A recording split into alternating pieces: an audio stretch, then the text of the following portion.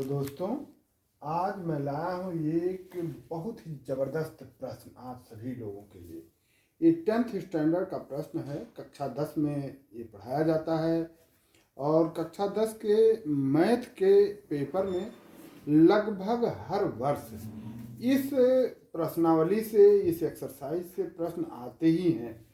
यानी ये प्रश्न किसी भी प्रतियोगी परीक्षा के लिए जितना महत्वपूर्ण है, उतना ही महत्वपूर्ण ये कक्षा 10 के बच्चों के लिए भी है, क्योंकि सभी बच्चों के लिए ये प्रश्न उतना ही महत्वपूर्ण है जितना प्रतियोगी परीक्षा के परीक्षार्थियों के लिए।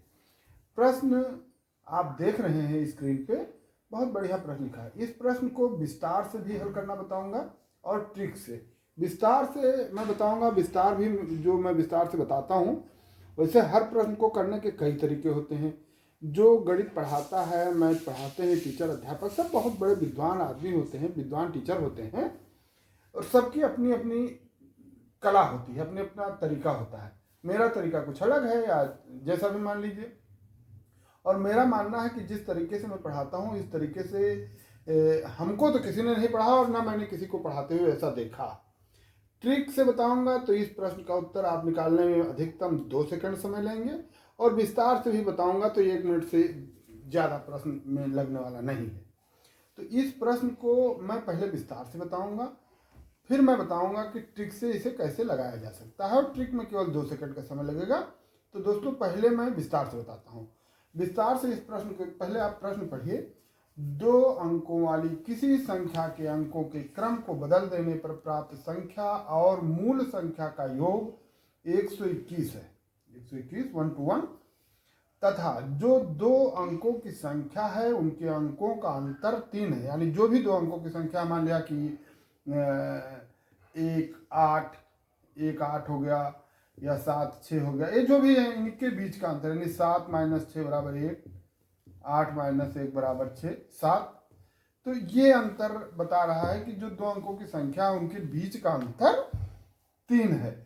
तो बेसिक तरीके से इसे क्या लगाया जाएगा, हम इसे पहले मानेंगे कि जो 2 अंक की संख्या है वो 10x और y प्लस y। 10x किस लिए माना जाता है, क्योंकि कोई भी संख्या, मान लिया आप 25 लिखते हैं तो ये वंश है, ये टेंस है, यानी ये इकाई है और ये दहाई है। तो इसको हम जब 2 लिखेंगे, इसको अलग से लिखेंगे तो 10 × 2 ही लिखेंगे, तो 2 माने x और 10 इधर हो गया, और ये सिंगल लिखा जाएगा, ये y ऐसे हो जाएगा। तो इस प्रश्न को उत्तर बेसिक तरीके से इस तरह लगाया जाएगा कि वो संख्या, हमारी मूल संख्या 10x और प्लस y, जो भी संख्या है वो ये है।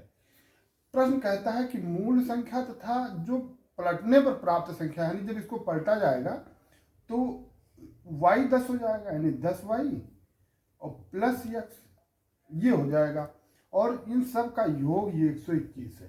प्रश्न यही कह रहा है कि इन सभी का योग किया जाए तो 121 है।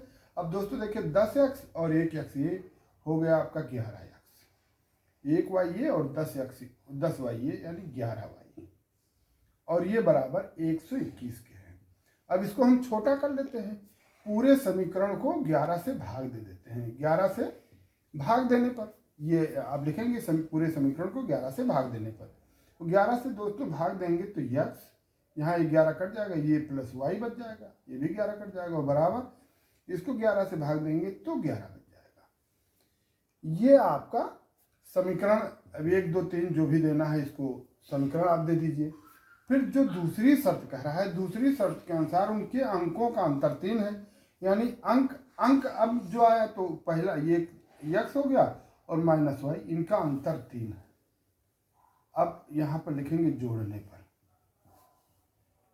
पर दोनों को जोड़ दिया जाए, तो जोड़ने पर दोस्तों ये प्लस है, ये y है, कट जाएगा, प्लस और ये माइनस है, ये x और x 2x हो जाएगा, और बराबर 11 3 14। तो x का मान निकालने के लिए 14/2 बराबर 7, यानी x के स्थान पे 7 आया, यानी वो 10 जो टेंस है, यानी दहाई के स्थान पे 7 आ जाएगा। अब दहाई के स्थान पे 7, अब किसी एक, मान लिया समीकरण 1 में x का मान रखने पर, तो समीकरण 1 में जब हम रखेंगे x, तो 7 + y बराबर 11 है, तो y बराबर 11 - 7 बराबर 4, यानी वो संख्या जो दहाई पर 7 और इकाई पे 4, यानी 74 है वो संख्या। इस संख्या को अगर जो पलट दिया जाए तो 47 बन जाएगा। और 47 और 74 को जोड़ो, 7 4 11 के खाते हैं, और 7 4 11 1 12 21 आ गया। यानी और अंतर भी 7 - 4 = 3, दोनों का अंतर 3 आया। और अंकों का योग जो पलट करके बनाया जाता है वो 121 भी आ रहा है। दोस्तों ये तो हुआ विस्तार से आपने देखा, उसमें भी बहुत ज़्यादा हमको समय नहीं लगा, हमारा तरीका यही है। बाकी बहुत सारे विद्वान हैं, विद्वान अध्यापक हैं, विद्वान टीचर हैं, आप लोग जो वीडियो देख रहे होंगे इनमें भी बहुत सारे लोग विद्वान होंगे जो इन प्रश्न को बड़ी सरलता से समझ भी रहे होंगे और वो जानते भी होंगे बेसिक तरीके से ऐसा लगाया जाता है। लेकिन ये मानकर चलिए कि बहुत लोग जानते हैं, ध्यान नहीं है किस तरह लगाया जाए, या जो भी है परीक्षार्थियों में टेंशन की कोई बात है तो उनको ध्यान आएगा। और ये ट्रिक है, ये हमारा वो हो गया विस्तार से। अब दोस्तों अगर जो हम इसे ट्रिक से लगाएं तो अब विस्तार मिटा देते हैं, अब ट्रिक से बात करते हैं।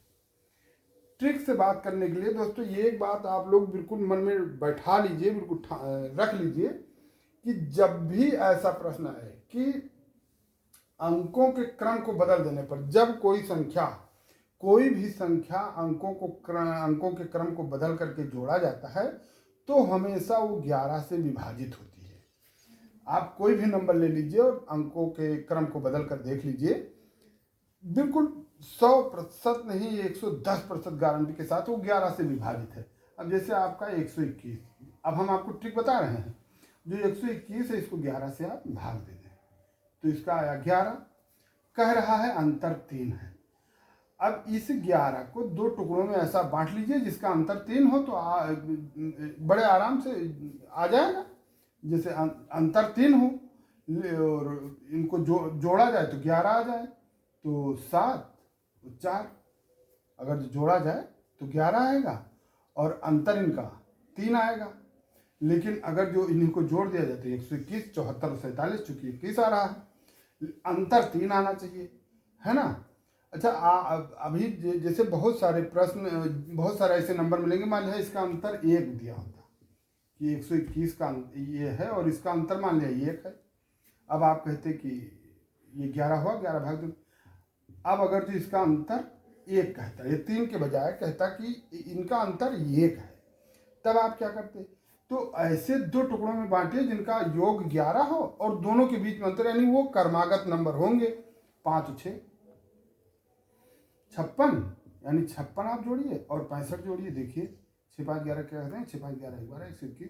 यानी अगर जो कोई प्रश्न अंतर 1 दिया 3 दिया है तो वो हो गया, और अंतर 1 दिया है तो, और आप किसी भी नंबर पर इसको मान लिया कोई नंबर ले लीजिए, 99 नंबर ले लीजिए, मान लीजिए 99 है तो 99 को आप 11 से भाग दीजिए और कहा गया अंतर 1 है, उसके बीच का अंतर 1 है, जो 2 संख्याएं हैं उनके बीच का अंतर है। अब इसको 11 से भाग दिया, 9 आ गया। अब अंतर जहां पर 1 होगा तो वो जो भी संख्या होंगी क्रमागत होंगी, तो 9 को 2 टुकड़े 5 और 4 जोड़ा जाए तो क्रमागत संख्याएं भी हैं, 45 और 54 99 आ जाएगा। अंतर अगर जो 1 है तो वो क्रमागत संख्याएं होंगी। अच्छा मान लिया कोई और नंबर लीजिए 143, वो नंबर लीजिए जो 11 से विभाजित हो और अंतर आप स्वयं निश्चित कर लें, ये 11 से विभाजित होगा तो 11 1 जा और यहाँ 3 बचा, 11 3 यानी 13 आ गया। अब आप 13 के 2 टुकड़े करें जिनको जोड़ें तो 13 आए और उनका अंतर 1 का मतलब वो क्रमागत संख्या होगी, तो 7 और 6 13 और 6 और 7 यानी 67 और 76, 7 6 13 हैं, 7 6 13 14। तो दोस्तों देखिए कितनी आसानी से हम इतने बड़े बड़े प्रश्नों को केवल 2 सेकंड में हल कर सकते हैं। बस केवल ध्यान देने की बात है, हम ध्यान देंगे, सेकंडों में प्रश्न का उत्तर, यानी हम केवल प्रश्न पढ़ते जाएंगे और उत्तर हमारे दिमाग में आ जाएगा। तो दोस्तों आपको कैसा लगा हमारा ये पढ़ाना या हमारी ये ट्रिक?